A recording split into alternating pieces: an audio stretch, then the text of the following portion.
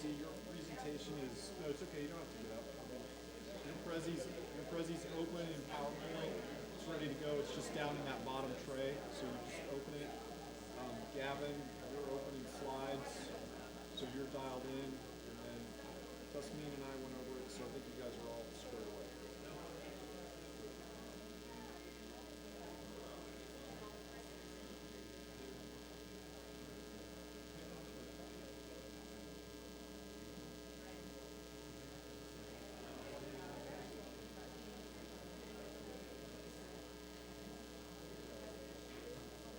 So I think you're dialed.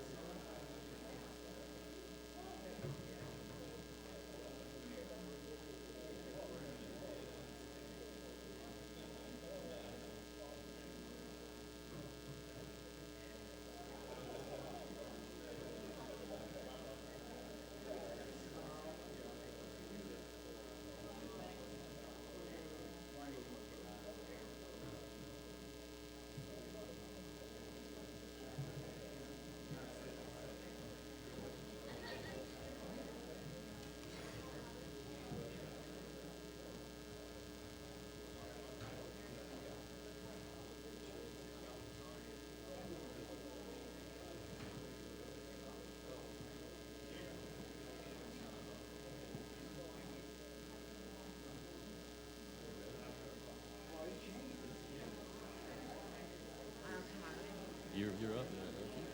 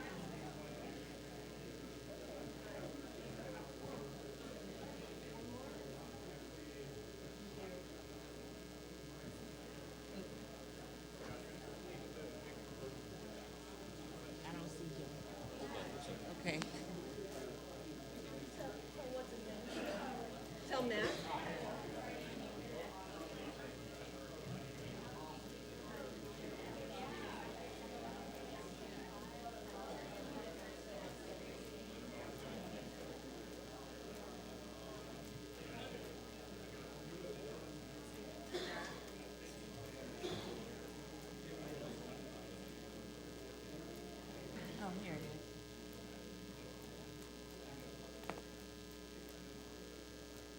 Sorry.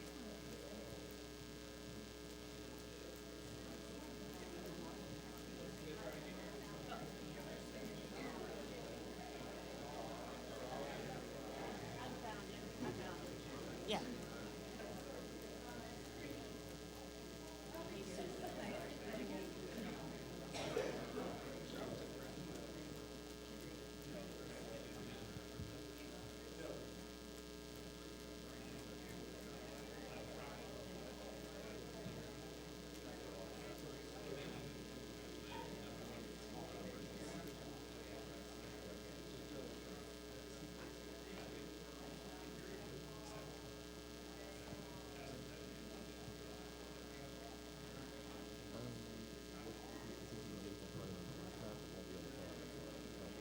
Just showing what's on the screen.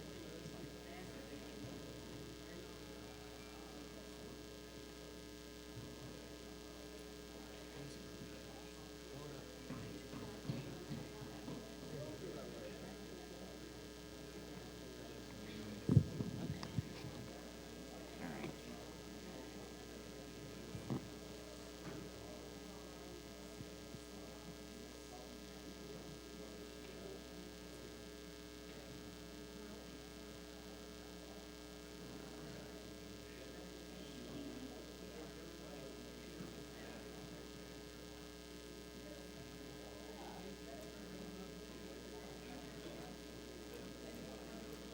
To you, I think.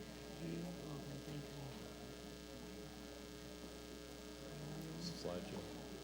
Slideshow. Keep going. No, no. Hey. Yeah. And then I just use these right here. Yep. Hey, you can see right there. I don't know how bad it looks up there, but oh, okay. I see.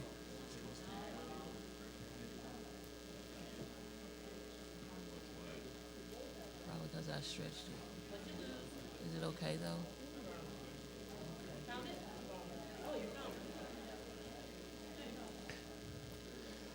So is everybody a little bit happier now, courtesy of our fine friends at Walsh Creative and Broad Street? That's an interesting little idea they sprung on us there. We're going to have another series of lightning rounds, some quick presentations followed by Q&A, a series of those.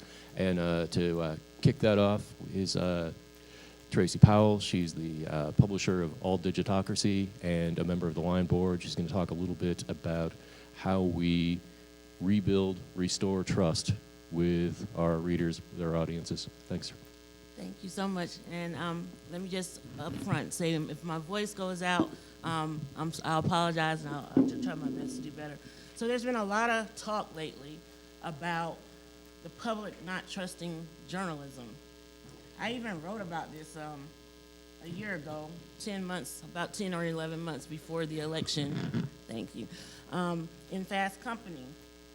And I talked about it would be one of the biggest issues of the year that we would struggle with in that year. Boy, how it was. That was even an understatement, I think. So here we are today, when we learned that 46% think the media makes up stories about the president. And so we're still at this place where we're talking about the public not trusting journalism. But what if we're wrong? What if people do trust journalists? What if they explicitly trust us to do exactly what we've always done? Putting power and powerful people at the center of our coverage instead of average citizens, ignoring important voices different than our own, and to treat many of us as if we don't actually exist. Write about communities, but not be of the communities that we're supposed to serve. What if they trust us to tell some of the facts, but not the whole truth? What if they trust us to produce coverage that's vanilla, both literally and figuratively? Think about it for a moment. I believe it is up to us, local publishers, to do journalism differently and to earn back people's trust.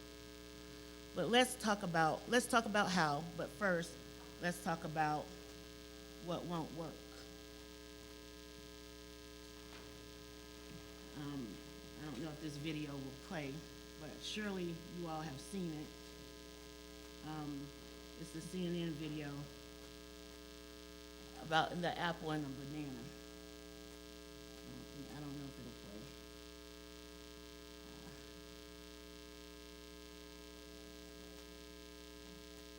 Oh, there it is.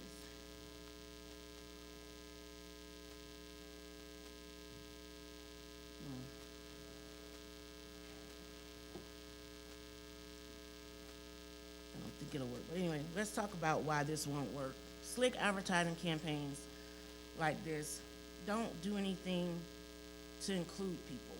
It's us preaching to them yet again. It doesn't really resonate. Besides, people who are watching CNN aren't exactly the folks who are thinking this in the first place. And they're watching and reading other stuff. I might have to get Jay's help again to bring back my PowerPoint because it just disappeared. Here are things that I think that will work. First of all, hold on. Okay, thank you.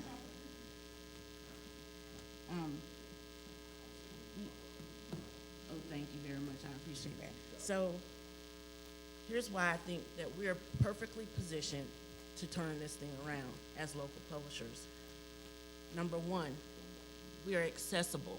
6% of people believe major national news orgs fabricate stories about me. Fake news, even worse, lost cred. First of all, Mr. President, the expression is sinking in, not sinking through.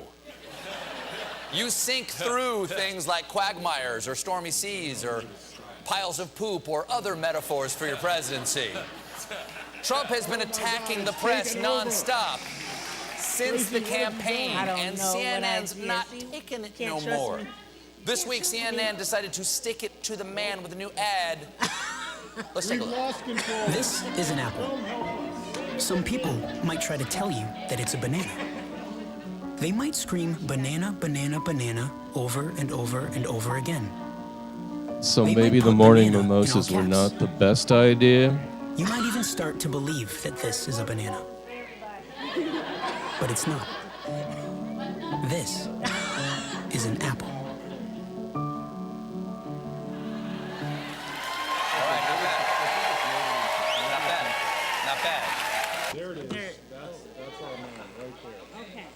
I don't need to, you don't need to. There we go. He's got skills. No, that's not. It's okay. I can get to Tracie's president now that Stephen Colbert is no longer. It's a PowerPoint. PowerPoint presentation. It's going to be Restore.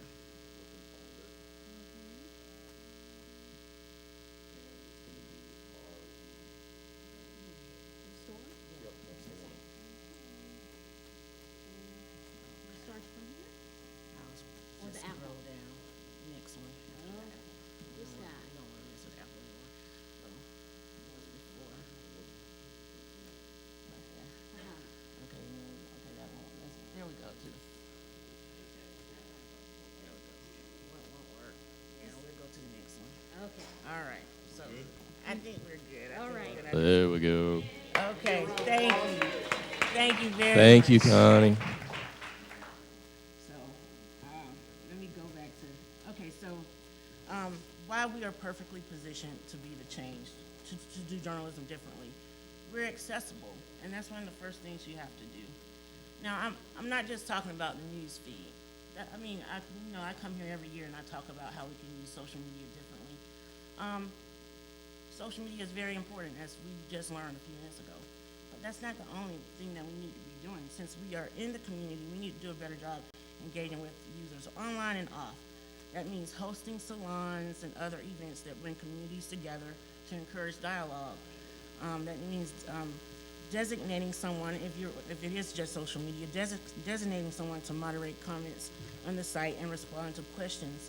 If there's no way for users to get their questions answered, or if you don't answer within a timely manner, you undermine your own credibility. It means ensuring that we use language that makes people feel you're accessible and not really, not turning them off.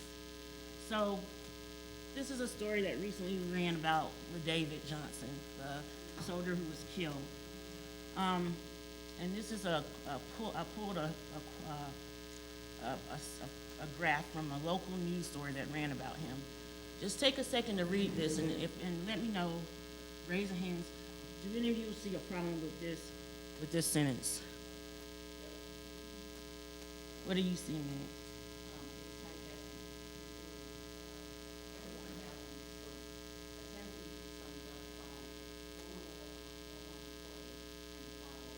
Right. Are we trying to say Walmart employees aren't capable of becoming, a Green Beret in the Army? I know that wasn't intentional, but this is how we sometimes use language that turns people off. It makes us inaccessible and undermines our credibility. It makes people not trust us. Number 2, have a reliable product. Put together a focus group, but don't talk about just yourself. Ask people what their needs are and what kinds of information and content they want or need. Give people information they can use to solve problems or challenges that they're dealing with in their real lives, and appeal to their emotions, not just their logic. Find out what they are most worried about and what they wake up in the mornings concerned about, and cover that topic. That builds credibility. That builds trust. Be honest with people. Tell users how you gathered your information and why you asked the questions you asked. In other words, be transparent.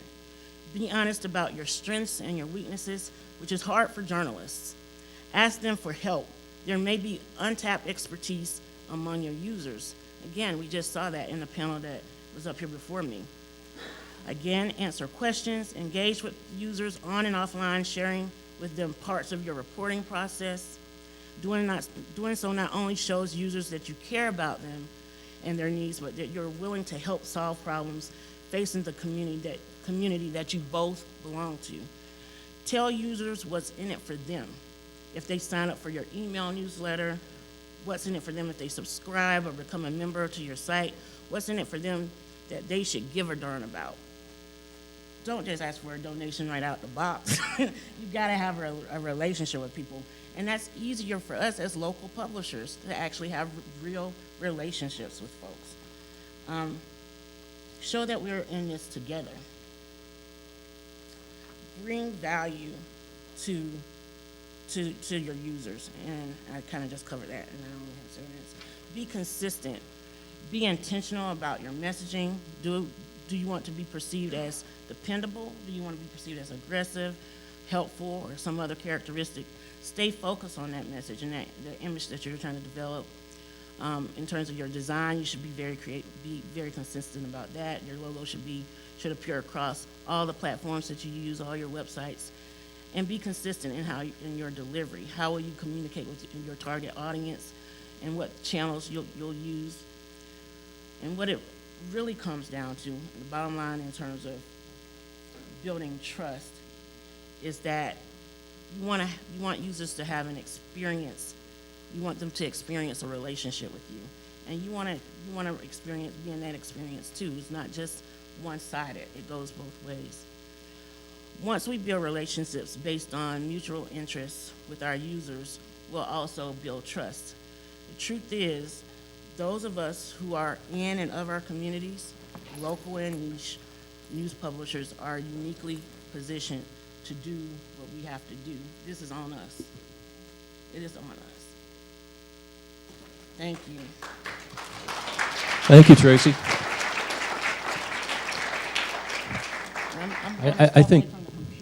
I think, well, here, you get time for a couple questions here. So I think one of the things that makes us especially well positioned as local publishers to rebuild trust is the fact that people in our communities can know us as individual human beings and know what the people that are writing for us because they see us there at meetings, at events, talking with the people who live there, versus the severe remove you see with the, the talking heads on CNN who apparently never leave those studios. I think, that they are just always there, the creatures of a TV studio. So who's got a couple of quick questions on this? You mentioned two things. Logic versus emotion. And when you deal with a community that analyzes its information with a lot of emotion more than logic and truth, how do you handle that? That's a really good question. When I said appeal to their emotions, I really meant appeal to what people are feeling, what they feel is most important, what they're most passionate about, what they are most worried about. Because when we start covering those topics, that's when we are actually starting to put people and their concerns, their issues at the center of our coverage, instead of the powerful people's stuff, what powerful people want us to know. But you're right. When we are living in times that are so charged emotionally, how do we deal with that? I think that you already have to have relationships with the communities you're serving. That's just the bottom line. We heard it earlier. They have to already trust you. You just can't parachute in and start covering the communities and neighborhoods that you've never really spending time in, developing relationships. And that's why, we get we see some of the stuff that we see that's maybe some of the facts, but not all of the facts, and certainly not the whole truth. So, but once you're part of the community and you're already listening to them, you already have relationships with them, you already have their trust, it becomes exponentially easier, I think, to cover those times of conflict. Hello. Thank you very much. That was a great presentation. I'm curious how you can bring this culture and this approach into an organization if you're not the head of it, which many Lions are, but some are working with them or working within broader organizations, and they need to influence that change from the inside. Do you have any tactics you could share for that? Yeah. So we've been preaching for years and years about hiring people, people from diverse backgrounds, racially diverse, ethnically diverse, for years and years and years. So to be honest, I'm kind of giving up on that now. I'm not telling folks that anymore, because if you don't know it now you'll never know it. So now I'm saying, here are some tricks of the trade. You have journalists and ethnic media organizations in your communities, so partner with them. They have the audience, they have the trust. I did a session at ONA this year about collaborating with ethnic media organizations, and I'll share those tips from there with you guys. Just if you remind me, I'll share that. But I think that's probably the best way. And when I say partner with them, I don't mean just taking their content. What I mean is working with them to develop stories from start to finish. What I mean is sharing reporters. Maybe you split the cost of paying that freelancer to cover a story. What I mean is tapping into grants and fellowships and engaging in investigative journalism projects together. And making sure that that publisher of that ethnic media outlet knows what he or she is getting out of this relationship too. Because just like we have to build relationships with our readers and users, we need to build relationships with each other. So that's probably, just top of mind right now as a way to bring some of that into your newsroom if you don't already have it. So I think we have time for one more quick question. I'm not even sure I know how to put this in the form of a question, but Yes. I'd appreciate your insight. So the local gatehouse paper that I guess I compete with moved its offices out of town, reduced its staff to a single person and some freelance money, doesn't always go to meetings, and takes no point of view. but it has the city's legal ads, and I think because it doesn't have a point of view and doesn't express opinions, it actually still is considered the paper of record and has, I feel like, more trust than my hyperlocal, which really tries to hold officials' feet to the fire. Do you have any insight for me? I believe that we all report from a point of view. We all report from this purview, this lens. And getting journalists to acknowledge that is probably your first step. I mean, yeah, we have objective standards, yes, that's supposed to mitigate our coverage of, but let's be honest, we all have our set of biases that we bring to our reporting. Whether that you like to hear that or not, it's true. And so we're supposed to check those biases, yes. But because we are reporting through our lens of, we can't help it. We're reporting from how we've experienced life, how we see life. And so I don't know, I don't really buy this that they are reporting without opinion or without. One of the things I mean is that the opinion page is crafted statewide, possibly even from out of state, and they don't really address, for instance, the failings of our school committee to do almost anything for the past 2 years. Yeah, exactly. I don't know how you, I don't know. And you want the legal advertising is what you're saying. The local, hyper-local wants legal advertising, but they won't do it because they think you have a bias. If I, as the hyperlocal, went to a print edition, I would love to have the legal advertising. Yeah. But I'm just saying that they have a relationship with the city. And I think it suggests to readers that that they're more respected or part of the institution. But you're out in the community, so you have the respect of the community. So we'll have to talk. Let's talk offline a little bit. If it's a quick one. Well, it's not a quick one, but it'll just be a quick observation following up on what this gentleman said.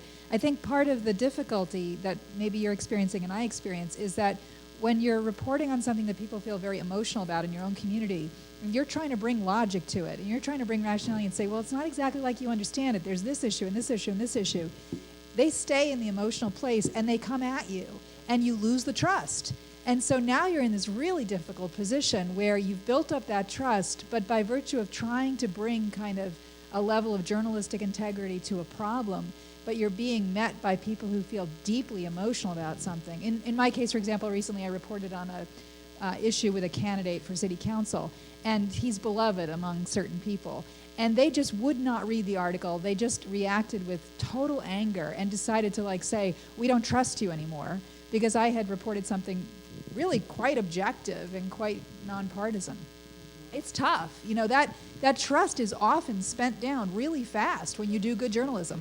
It's hard to get it back.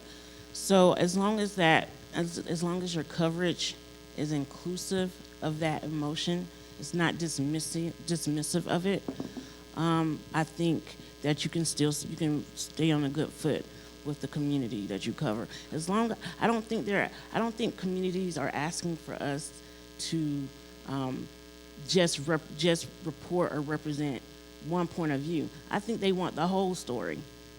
And so often, the typical coverage from mainstream news outlets leaves other points of view and perspectives out. And so it's incumbent upon us as local publishers to make sure those points of view and emotion is included in our coverage. Thank you very much, Tracie. Yes, that'd be great.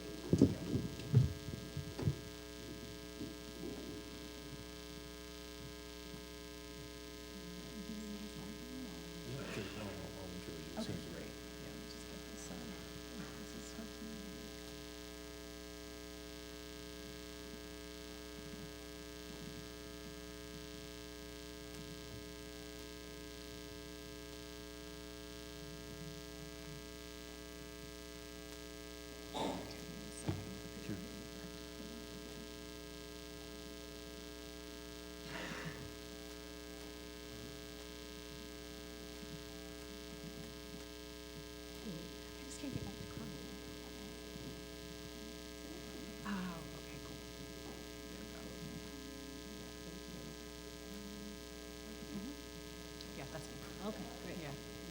Just for a sec. That should be it. All right, thank you very much. Okay. Thank you. Up next for this lightning talk is Tasneem Raja, who is from the Tyler Loop, and is going to talk a little bit about using some data-savvy journalism with a little bit of an alt-weekly attitude, Sure, and I like that. how that works in Texas. Yeah, okay, great. Hi, can everybody hear me okay? Yeah? Okay, great. Well, thank you for the introduction. I'm Tasneem Raja. I run a small digital magazine in East Texas called the Tyler Loop, and it's very, very different from anything I've ever done. I've spent most of my adult life living and working in big blue cities, and I've tended to work at places that most people in Tyler, well, a lot of people in Tyler might consider fake news. I've been an editor at NPR, I've been an editor at Mother Jones Magazine, and I write for places like The New Yorker Online and The Atlantic. I never expected to live in a place like Tyler, and the first thing a lot of people in town ask me when I introduce myself is, what the hell are you doing here? So I moved to Tyler for love. About 6 years ago, I met my now husband through work. He's also a journalist, and he had recently moved to Tyler from Chicago to be closer to his son. We both started traveling a lot to see each other, and then I wanted to be closer to my stepson as well. So we got married, and I moved to Tyler full-time last year. Tyler is a small city that feels like a small town. It's about 120,000 people, and from the outside, it looks just deeply conservative. I don't know if this means anything to you, but Louis Gohmert is our congressional district, so that kind of says something. There's a sense that this place isn't exactly backwards, and I'm using the phrases here and words of people in town that I've talked to preparing for this presentation. There's a sense that the place isn't backwards so much as frozen in time. As one former Tylerite told me when I told them I was considering moving there full time, he said, it's like the civil rights movement never happened there. It's like the sexual revolution just never happened there. And unlike a lot of folks that I've gotten to talk to at this conference, I don't have deep roots in this place that I cover. I'm the ultimate outsider, sometimes it feels. And I've had to figure out how to reach an audience that's very different from the NPR audience or the Mother Jones audience. And I've learned a lot about doing that, and I'd just like to share with you a few lessons I've learned along the way. I'll just give you a quick piece of our origin story. You know, we got the idea for the site the morning after the election. Like a lot of you, I assume, we woke up that day kind of looking at each other and just said, you know, now what? I had to ask myself some hard questions about what it meant to be a journalist in America right now, and what to make of the fact that the people I tend to reach in my national work think and vote a lot like me for the most part. And in the meantime, Tyler, which voted overwhelmingly for Trump, you know, it wasn't some abstract, like far-off place that I'm going to read about when some New York Times reporter parachutes in to talk to real Americans and then parachutes out. Tyler was home now, and my son goes to school there, and you know, we're buying a house there. So as we'd made more friends over the years and just started to get more involved in the community, we realized that actually there are a lot of people already working on, you know, so-called progressive issues in town, like criminal justice and food access and income inequality. And we also came to understand that, you know, the views of our more conservative neighbors were not as rigid and as two-dimensional as we had kind of always assumed. Tyler isn't a news desert. I would say that it's more of a context desert, if that makes sense. There is a paper. It's been around for about 100 years, and it's been run by the same family the entire time. And it does a decent job at capturing who, what, where, when, but it does very little on how and why. So thinking about all of that, we started to feel, you know, we actually don't need to compete with the daily. What we need to do is find a way of capturing these stories of people who are doing work that is not reflected at all in the daily paper, and capturing these deeper, more complicated, more messy conversations that people actually are having in private in Tyler, but just isn't bubbling up into the mainstream and isn't bubbling up to where people kind of feel like, you know, maybe it's safe to talk about some of this stuff in public here. So we said we're going to go narrow and deep instead of shallow and wide, and we launched the Tyler Loop about 6 months ago. On our launch page, we described ourselves as a new small batch digital magazine for Tylerites who want to better understand our beautiful, complicated, and evolving city. And we said we'll just be posting a few meticulously crafted stories a month. We are not going to be covering every city council meeting. We're not going to go to every school board meeting. We're going to go when there's an issue that's bubbling up that we feel needs, deeper scrutiny. We really wanted to redefine our local ideas of who belongs in a place like Tyler and whose voices and priorities matter there. And we just decided not to think about revenue or ads or any of that at all. We actually just wanted to launch and see whether there was even an audience for this work to begin with. So 6 months later, we have learned, yes, there absolutely is an audience. Our impact and our community response, I should say, and I'll talk about impact in a little more detail, the community response has been absolutely beyond anything we could have imagined. And I'd like to share with you 4 experiments that we've run that I think have really built up our audience, and experiments that are also very much in that vein of figuring out how to talk to an audience that is very different from the one I'm used to talking to. And I'd like to share like 4 takeaways that I've learned from each of those experiments. So the first one is what we call the Tyler Loop Taco Tour. And the population of Tyler is a quarter Latino, a quarter Black, and half white. And we decided that for the loop to be successful, it has to look like Tyler. Our stories have to cover issues that are relevant to all of Tyler. If we are not including voices from all of Tyler, then we're failing, basically. Like that was like just in our mission statement that my husband and I just drew up on a whiteboard. That was like number 1.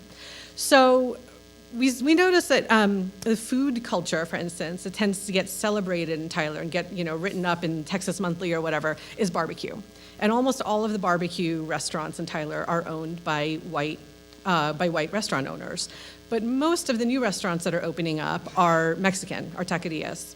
And they just were getting no attention, basically. None of our friends went to these places. And we wanted to use the new Mexican restaurants to kind of capture that changing demographic in Tyler, but to do it in a way that felt like fun and accessible and like a celebration of change in Tyler. So what we did was we invited our readers to come along with us on this taco tour of Tyler. And we did a fundraiser. It was like very modest goal. It was like a few $100s, and it was funded in 2 days. Like before the afternoon of the second day, the entire thing was funded by like a lot of people giving a little bit of money. And so what we did was we said, come be on our panel, send us an email, tell us why you like tacos and why you should be on our panel. We thought we were going to get like 10 or 15 people. Over 100 people emailed us and said, we want to come with you. We want to be part of this taco tour. And so what we did was we went to several restaurants. We took like 2 or 3 readers with us every time. We have not gotten to everybody by any means. And then we would introduce them in the review. We tried to make each panel tasting as inclusive as possible, as diverse as possible.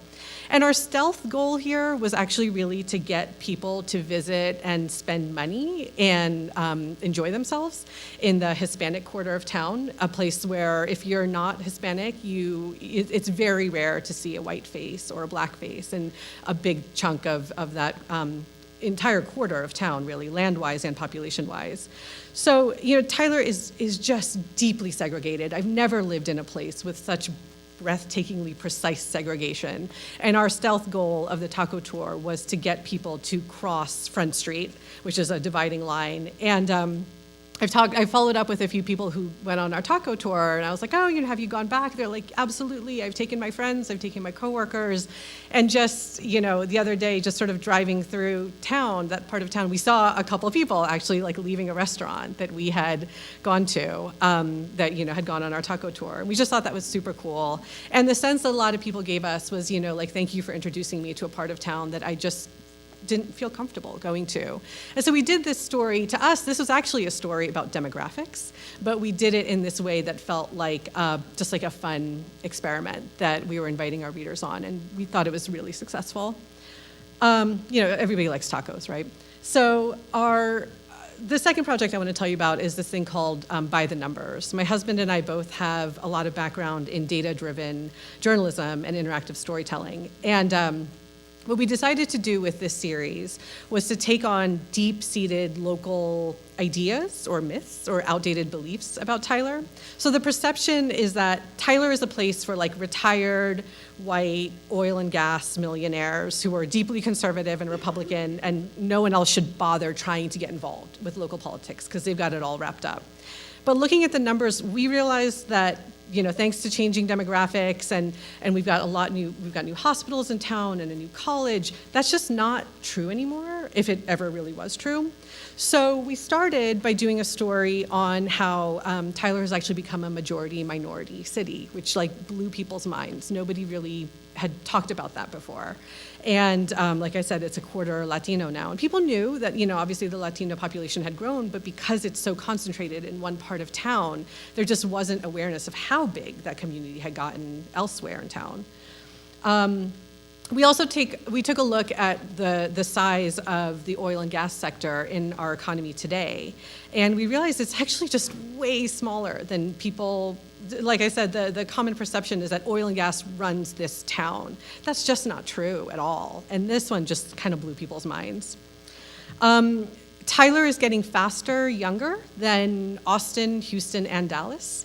And we looked at census data and we pulled that one out. And this was just like an incredibly popular story, where again, it kind of pushed back at this idea that like Tyler is basically like for retirees. And finally, despite local beliefs that it's like hardly worth voting because the powers that be have, you know, everything on lockdown, we ran the numbers and we saw that actually just a few votes can make a really big difference. And that was really exciting to people and really exciting to us, frankly.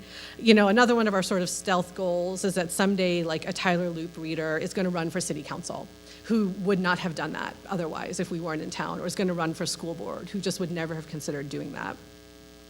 The third experiment I want to talk to you about very quickly is this series we did on DACA recipients. I found 4 young DACA recipients, a nurse, teacher, the most enthusiastic insurance salesman you'll ever meet, which is this guy, Jonathan, and an engineering student. And what I did was I just sat down with them with a tape recorder, you know, one at a time. And I said, just talk. Just whatever you want to say about your life, about how you came to Tyler, about what DACA means to you, like whatever, I don't care, just talk. And I talked to each of them for like a couple hours, and I transcribed it, and I just ran everything that they said, very lightly cleaned up and edited and condensed, very lightly. I mean, these stories were like 3,000 words long, but I didn't want to be the filter through which their stories were told. I just wanted them to tell their own stories. And I thought, this is gonna be some really great service journalism. Nobody's gonna read it, but they'll feel good about getting their stories out. This series was incredibly popular. We talked about it on KERA, which is the Dallas NPR affiliate.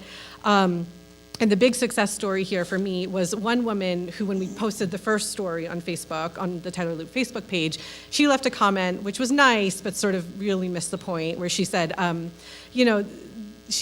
was about Elsa, who's a teacher, and she said, Elsa sounds like a lovely lady. She should really apply for citizenship. She should really get in line and go and apply. She clearly hadn't read the story, because Elsa talks in great detail about how she would actually have to leave the country for 10 years if she wanted to apply legally, and all the things that she's done, the many, many hundreds of dollars she spent on lawyers. And so instead of being a jerk, I just got into the comments and I was like, thank you so much for your comment. If you get a chance to read the story, you'll see that Elsa actually talks about blah, blah, blah, you know. And that woman has become like the biggest evangelist for this series. I think she just appreciated that I wasn't a jerk to her. And she did go back and read the story. And now with the other 3 installments of the series, she was like posting them all over Facebook, and she was telling people, listen, you know, we have these like really wrong-headed ideas of what it takes to become a legal citizen, and I didn't know either, and like, please read these stories, like, here's what these people have to say. So that was just like, that's it, like, that's what we were going for with this series. And finally, there is a high school in town called Robert E. Lee High School. And, since Charlottesville, there's a big fight in town where half the town wants to, half the people who care about such things want to keep the name, and then the other half wants to change the name. And this is just like radioactive. This is like the biggest issue that's ever hit town since I've been spending time there in the last 6 years. We knew we had to do something on it. We knew the paper wasn't going to really do something on it. So again, I thought if we filter this through my voice or through one of our writers' voices, it's not going to have the intended effect. People need to feel that they're able to make up their own mind on this issue. And what we wanted them to make up their own mind about was the history of segregation in East Texas, and particularly the role that Tyler has played in fighting desegregation since like the 1950s. And we just poured through the archives, we went to the library, pulled out all the microfiche, and we just constructed, just in a straight timeline, like with like no write-through or anything, just no narrative. Like, 1859, this happens, and 1970, this happens. And we just constructed the intense resistance that White Tyler has put up to desegregation over the years. And, people didn't realize how steeped this school was in Confederate imagery and Confederate mythology when it first opened. It was basically opened as kind of an FU to Brown versus Board of Education. The name was purposefully chosen to signal to Black Tyler that no, you're not going to be part of this school. And those are not my words. I'm getting this stuff from the archives. So we just put that all out there, and we meticulously sourced it. We put every single citation. And a friend of mine said that a friend of hers called her, and she was really upset. And she said, look, I really felt like I knew where I stood on this issue when I first saw that they put that thing out, and the traffic on this thing was like bonkers. She's like, when I first saw they put that thing out, I was really pissed off, and I thought fake news, and I thought they're just making all this up. And then I went and looked at it, and I looked at their footnotes of where they got all this stuff, and they're not making it up. And now I really don't know how to feel about this, because that history is really ugly. And that felt really good. It's not and I mean, one thing we've learned is you got to put out the ugly history, but you also have to put out stuff like the Taco Tour, which celebrates Tyler, because we don't want to be those people that have come in from out of town and are just constantly wagging our fingers at Tyler, because we love Tyler and Tyler is home. So yeah, anyway, I'll leave it at that. And those were just kind of four experiments that we've run. And our message now to Tyler is, okay, we did this thing for 6 months. We know that you want us here. Now you have to help us keep this thing going. And Alice Drager, I actually really enjoyed your talk about I'm going to pull this car over, God damn it, if you don't help support us. That's basically kind of the MO that we've taken on too, of now, if Tyler really wants this, now we're going to create an opportunity for them to help us support it, and really basically just turn the site off until we reach our funding goal. And we're going to try to maybe do it for every 6 months or something like that. But as long as Tyler stays with us, we are going to stay with this site, and hopefully, really continue to build the trust and community that we have started to build there. Thank you. Thank you. We've got time for a couple of quick questions. Put your hand up if you got one. In your site, what is your staff makeup, and does your husband help you Yeah. with any of your story? Yeah, our staff is my house, basically. It's me and my husband. My husband is a journalist at Quartz, the Atlantic media site, and he does most of our data graphic reporting. And then there's a woman in town who I met through the Tyler Loop, who's just a totally phenomenal, she was a 25-year Dallas Morning News reporter, veteran, Texas reporter, and she was just hey, I'm here. What are you guys doing? And so she did the Robert E. Lee timeline for us. And I didn't know it, but she's very well known around Texas, and she hasn't been doing journalism for a while. And now she's I'm all in, let's do this thing. So, I can't pay her right now, but that's one thing I'd like to figure out. I'd like to figure out how to actually just create a segregation reporting beat with Lee Hancock as her name, and she's totally phenomenal. So now I'm trying to think, do I go to Community Foundation and say, we're going to be doing fair and thoughtful and meaningful reporting on segregation, which is just, like I said, unbelievable here. Will you help us do it? And I don't know what that looks like yet, but I'm getting ideas from some of you guys. Can you talk a little bit more about your plans for sustainability? I think you mentioned a membership program. I mean, this is not my full-time thing. I continue to, do my I don't know what's going on. I continue to do my my magazine work. Is how I make money, and I don't actually want this to become like a full-time thing for me. So that's why we started as a magazine, not as a daily. For instance, like we put up like 8 stories a month, but they're features. Like they're 8 features a month. So to me, like, if I can just bring in, like, I don't know, maybe other people laugh at these numbers, but like if I can just bring in like $2,500 a month or something, like I'm happy with that. I'm fine with that because this is like part-time for me. So we're thinking like a Patreon or GoFundMe or something. I have no idea what works. And like I said, I'm learning from you guys on some of this, but we're not really looking to like scale up to where we can really hire people and, run this thing like a proper news site. Cause that's just, it's not what I want to do personally. And what we found is we actually don't need to be doing it full time to have real impact, so. Hello, I'm sorry, I have the microphone. Oh, great. Joe Hyde, I'm your sister publication. Cool. Except I'm not a mambly-pambly lefty, I'm a righty. And, okay. We should talk. But not much of a righty, I mean, I'm pretty much center right. But the subjects you brought up in your deal are magnificent. I mean, from my point of view, they're beautiful, and that's the kind of stuff you need to do. Thank you. I want to encourage you. You ought to just go full time on that thing, or another idea I have for you is become an insert guy for all these other independent news sites everywhere, and you can go in and do research in other cities. Yeah. And the last thing I want to challenge you on is look up. There's a West Texas singer named William Clark Green. Okay. And he has a song called "The Tyler Rose." Oh, yeah. Okay. It was actually called "The Rose Queen." Oh God. And the Rose Queen. I can't figure out why he sang that song. Oh, well, you know about the Rose Queen. Well, anyway, Google the Rose Queen, Tyler, Texas, sometime, and oh my God. I had a question. Leslie David with Benito Link. I'm over here. Oh, hi. Hi. I may have missed this, but I was curious when you did your taco tour. Did you pay for the taco tour, or how did you arrange that? Yeah, we did a fundraiser. How many people came with you? Yeah, we did a fundraiser. We asked for I think it was like $600 or something. And like I said, it was funded in like a day and a half. I think about 20 or 25 people, actually probably more than that, gave money. One person gave like $100, which was amazing. And we did not go to as many places as I intended to. Like we had these big dreams, and we're gonna go to every single place in Tyler. We did not do that. But we went to about a dozen places, and we took like maybe like 30 or 40 people with us along the way. It was really cool. Hi, I was wondering, are you looking to pursue for funding a nonprofit model or a for-profit model? 'Cause we have a similar setup. I'm not sure. I think for-profit, just again, like I'm just trying to keep the overhead on this as low as possible because of the other work that I do, which is like very, it requires, it takes a lot of my attention.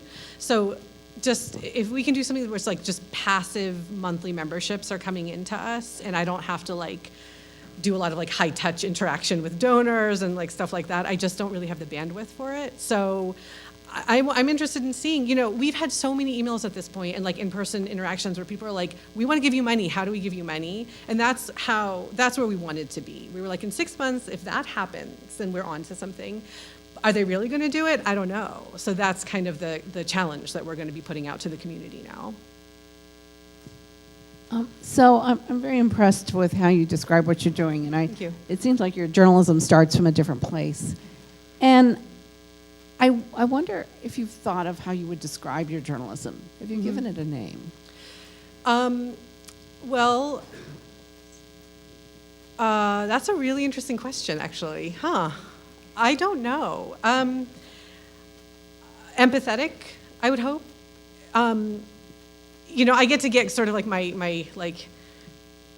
ego work is in my magazine work.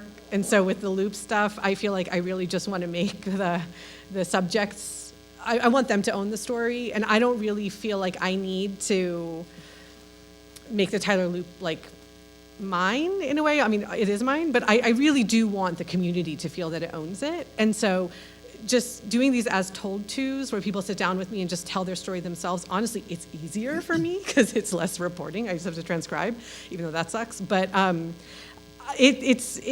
I hope that it feels empathetic to the people that I work with. We've got time for one more. Yeah, I'm interested in the magazine concept, which not a lot of people here have, and if that might be a topic that Lion could get into in the future, to see how a magazine format, a digital magazine format, could be sustainable. I know you use the phrase small batch journalism, which I like. I'm glad you avoided artisanal journalism, but if you could talk a little bit about that concept. Yeah, I started in alt weeklies. I started my career here in Chicago at the Chicago Reader. I was a staff writer for a few years, and that was like the best job I've ever had. And then I went off to like bigger and more like high exposure places for many years, and I just became less and less happy over time, and I realized like I don't want to do this anymore. So coming back to like sort of my alt weekly roots and my magazine roots that are more local, I just personally get a lot more out of reading a feature than I do a news story, and so it just feels like what I'm good at, and that's a big part of I just don't have the stamina. I've never been a daily news reporter. I don't have the stamina for it, and that was really like the biggest thing. Like I'm not going to put out content every day because I just get bored of that. So yeah. Thank you very much. Thank you. Appreciate it. Thank you.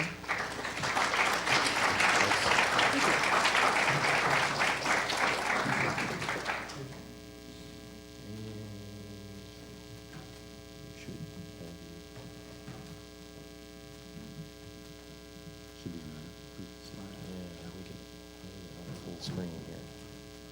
That's we're stuck in full screen.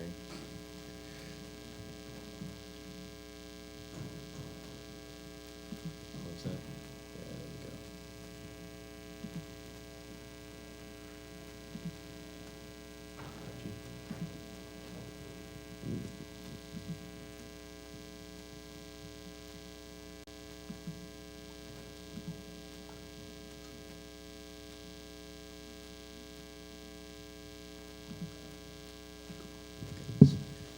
Up next, we have Gavin Bechtold from Ezoic, who's going to talk a little bit about how to make ads that don't suck.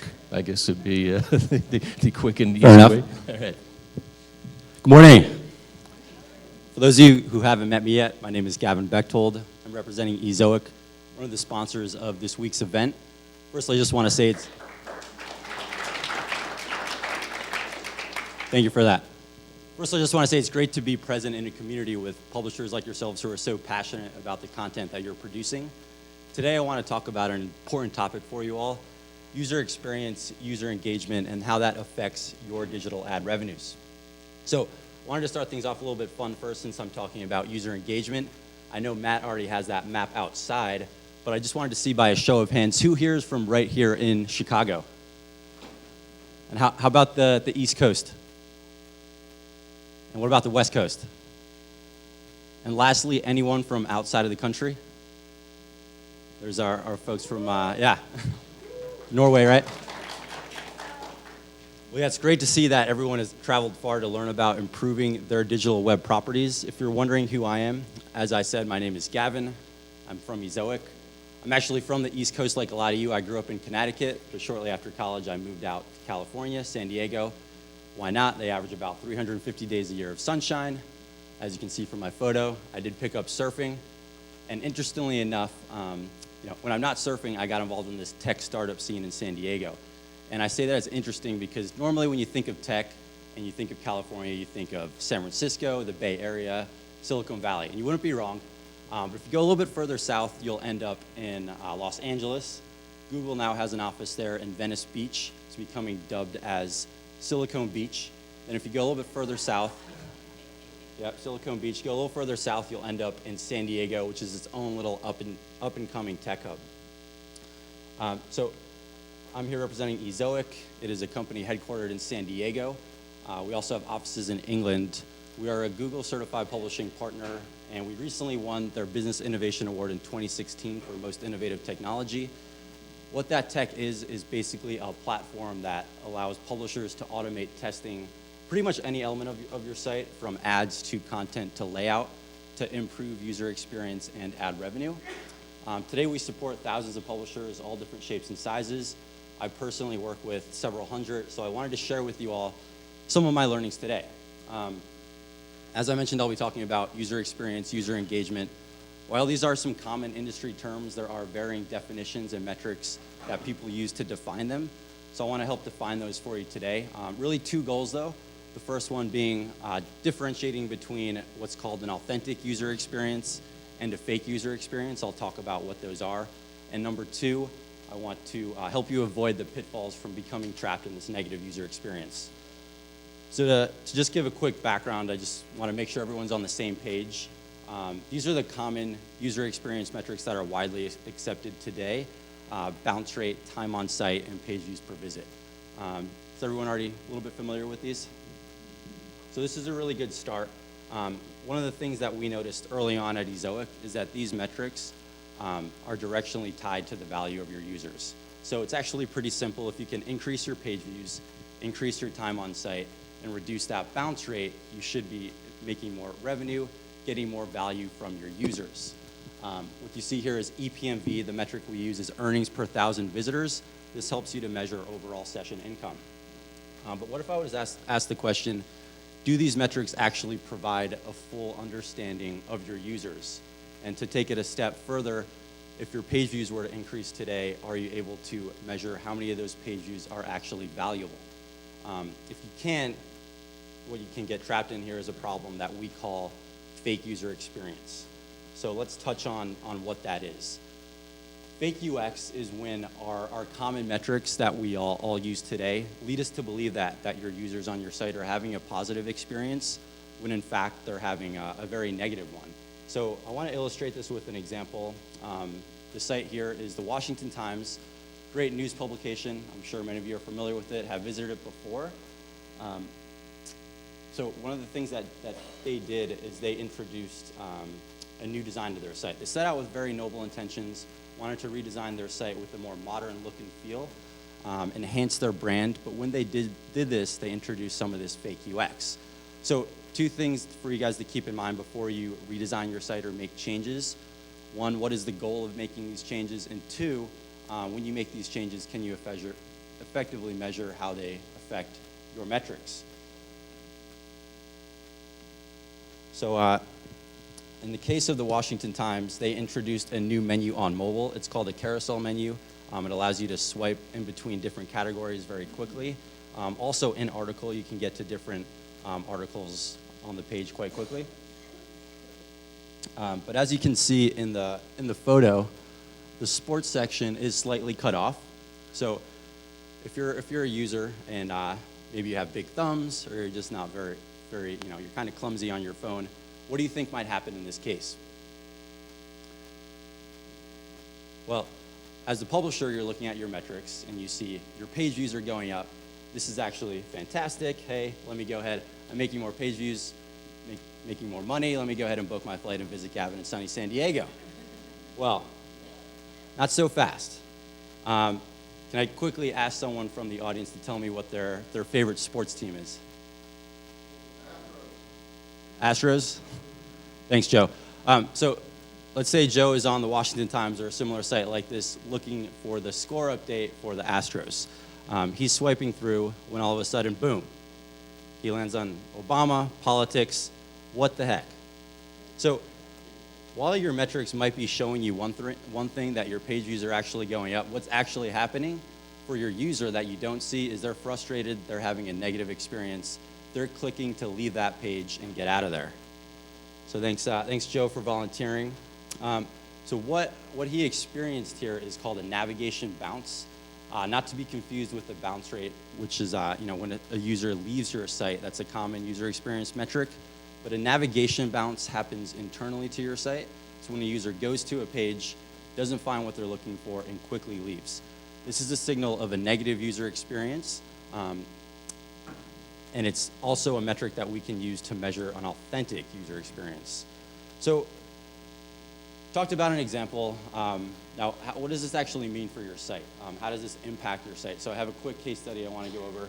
It's not for the Washington Times. It's another site that Ezoic has actually worked with. It's a popular music subculture site. Not going to share the name for privacy reasons. But one of the things that they did is they redesigned their site. Again, they wanted this more modern look and feel. They wanted to enhance the brand of their site, but they introduced some of these fake UX that we talked about. So when they did that, we took a look at their site's metrics, and what we noticed was that their average time on page took a nosedive. So users were spending a lot less time on the page, and who here thinks that's because all of a sudden the readers became smarter and they were just reading a lot faster? Well, likely that's not the case. More likely is there was a change to the structure of the site, which led to users spending less time on that page. So we took a further deep dive into these metrics, and we noticed that on top landing pages, that navigation bounce metric we talked about was extremely high. So users were, again, they were frustrated. They weren't finding what they were looking for, and they were clicking to go back to previous pages on the site.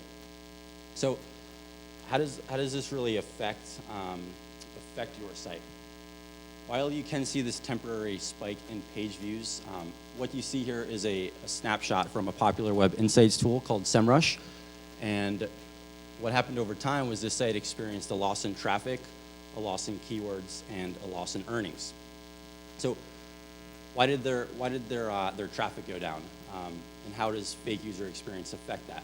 Well, it's actually quite simple. Google's been at this for a long time. They know how to tell the difference between a good user experience and a bad user experience. They're not going to be tricked by this tactic to increase your page views. Rather, they'll be looking at some of these authentic metrics like navigation bounces. When they see that it's poor, they're likely going to degrade the quality of that site. And more importantly for you guys, perhaps, is earnings. How does this affect your earnings? Well, you have to think about if your users are less engaged, if they're having a poor experience, if they're leaving pages and not spending time on them. This is going to lead to low value impressions, poor clicks. Users are going to be unlikely to click through and actually go to an ad and buy something on your site. So this is something that as an advertiser, when they're looking at your site, they have to ask themselves why they would want to advertise on your site. And as a publisher, what's going to happen to you is advertisers are going to pay you less when your experience is poor. So kind of talked about a little bit of a negative situation there. Take an exhale now. Let's talk about the solutions, how we can solve for this, how we can actually effectively measure authentic user experience. I want to introduce 3 metrics for you real quickly. The first one is navigation bounces. I talked about it in the previous example. As you can see in the video, again, that user goes to a page and they quickly click back. So anytime that you make changes to your site or your ads, you can use this metric to measure if your users are more engaged or if they're less engaged. And then the next 2 metrics are quite similar to each other. They're engaged time on site and engaged page views per visit. Again, in the video, this video is not showing, but so what this is when a user is actually slowly scrolling through your content and reading it and enjoying it. What it isn't is when a user is waiting for time, spending time waiting for that page to load, messing around with navigation, or very quickly scrolling up and down.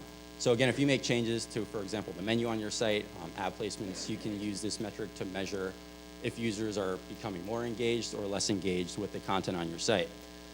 So to kind of summarize what I've talked about today, continue to look at your Google Analytics and look at these common UX metrics to make sure that your experience is aligned with providing good value, but begin looking at some of these new metrics, these authentic UX metrics, navigation bounces, engaged page views per visit, and engaged time on site to ensure that you're delighting your users and you're not leaving any money on the table, especially programmatically if you guys implement a strategy like that. So it'll probably take me another session to go over how to measure some of these new metrics. So what I want to say is definitely email me, gbechtold@ezoic.com. I can direct you to our blog, which has a lot of great articles on how to track this information on your own using tools like Google Analytics. If you don't want to track it on your own, Ezoic does offer a free engagement analytics reporting tool. So I urge you to check that out. And if you're using us today, then some of the publishers in the room already are. Ask them how it's affected their site. I'm sure they'd be happy to share their experiences with you. That's all I had. What questions do you have for me?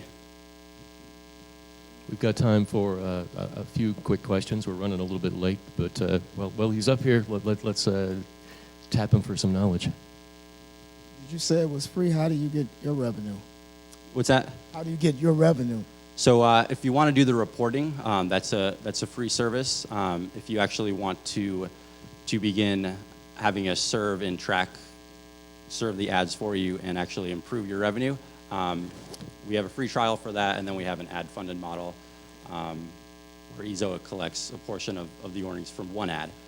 So that's how our service works. Thanks for the presentation. Yeah. I'm not great with analytics. You know, I have minimal understanding of what I need, I guess, but bounce rate has always been a mystery to me because I think for news publishers, and maybe I'm wrong, but my sense of it is a lot of our traffic comes from people who see a link on Facebook. It's a story they're interested in, you know, city council meeting or man bites dog or whatever. They click to see that story. They're not necessarily going to then stick around. I mean, sometimes they do, but I think the bounce rate may be higher on local news pages because, you know, it's people, you know, they're on their coffee break, they're supposed to be in a meeting paying attention, and they see something while they're, you know, passing time in a meeting, and it catches their attention, but they can't stay and read because they got to really actually pay attention. So bounce rate on a news site versus like a health site or something. I mean, is that misleading to feel like if my bounce rate isn't super low, I'm doing something wrong? Like, well, is there a difference? A lot of sites have similar traits. So even on a health site, people can be searching for a term. They get to that page, they find it, and they quickly leave. So one of the things that Ezoic looks at is, you know, for example, pages that have a naturally high bounce rate. Our system looks at that behavior. And what you can actually do on these pages is get away with putting more ads on them because users are leaving the site anyway. So you want to maximize their value. But for pages that have a lower bounce rate, where people are actually going to continue on and visit, you know, stay on the site, you want to keep those ads low so that they don't leave, they're not frustrated, and they stay on the site. Okay, thanks. Anybody else? Yeah. One of the questions that I have is what are some of the benchmarks and what are some of the targets? So one of the things that I've noticed with my site is that I have a really high bounce rate. So, but what is the ideal bounce rate? Is it 0? Is it 20%? What are some of the benchmarks? Yeah, so this good question. That can vary pretty widely by site, but what I would say is, you know, if you have somewhere between a 20 to 30% bounce rate, you're doing really, really good. 70, 80 plus, something that you want to worry about. I would say about 40 to 50 is pretty average. Thank you very much. Appreciate it. Thank you.